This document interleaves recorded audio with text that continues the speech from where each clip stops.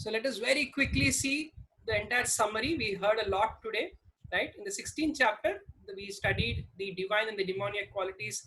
We spent a lot of time in the introduction where we tried understanding these different levels or visions of any kind of a tradition, right? So we saw how there is yeah, so these things at the level of practice, at the level of values, and at the level of principles, right? At three circles we understood, right? And then we also understood at the four varnas and the four ashramas, how the Vedic society is organized, right? That was the background information that we used, right? Then we began the chapter by understanding the divine qualities. So the divine qualities, they are classified based on varnas and ashramas. There's some specific qualities. Then what are the demoniac qualities? We saw the whole list of the demoniac qualities, right? Mainly they are they don't believe in God. They say the world is unreal. They engaging in these horrible actions, right? And they make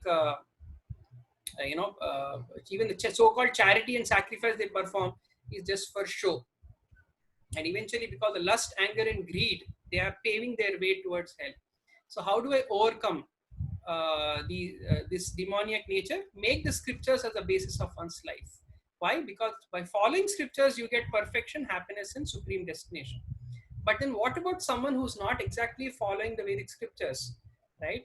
Then what about them? Are they not divine, right? So, the such people who are not driven by scriptures but just based on some kind of a faith, right? We understood the difference between scriptural dharma versus faith-based practices, right?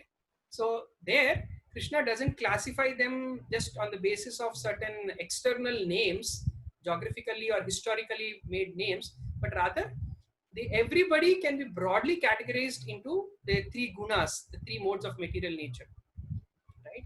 And so they are the whole spectrum in between the divine and the demoniac.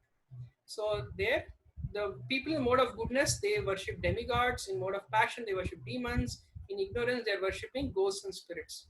And this faith-based understanding, Krishna further explains based on one's food habits, one's sacrifice, one's austerity and charity, right?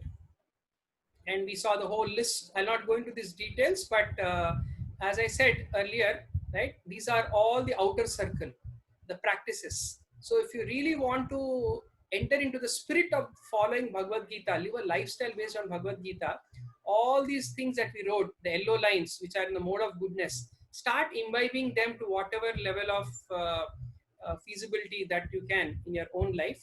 And the other two lines are something that you have to watch out for in your own life. So like the do's and the don'ts, you can make these as your own do's and don'ts. How food, sacrifice, austerity at level of body, speech and mind, right? Try to imbibe them, and ultimately, and charity also, and ultimately understand that how to make everything divine by connecting it to the Supreme Lord, that Om Tat Sat principle. In the beginning, what is my connection, my sambandha, that I understand as divine. And while I'm performing my abhidheya, I'm performing it without any attachment, without any kind of, when I'm substantiating this understanding, I'm doing it without any, with a mood that I don't want to get entangled into it. And finally, the prayojan, the destination that I have a spiritual objective.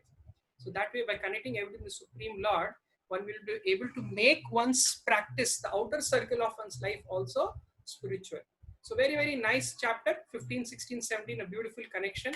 And now Krishna is going to conclude all of that in the next chapter. In fact, again, it's going to be another grand revision where Krishna is going to elaborate on these themes of these three gunas, Sattva, Rajas, Tamas, but more from the perspective of work. And that is going to come in tomorrow's session in chapter number 8.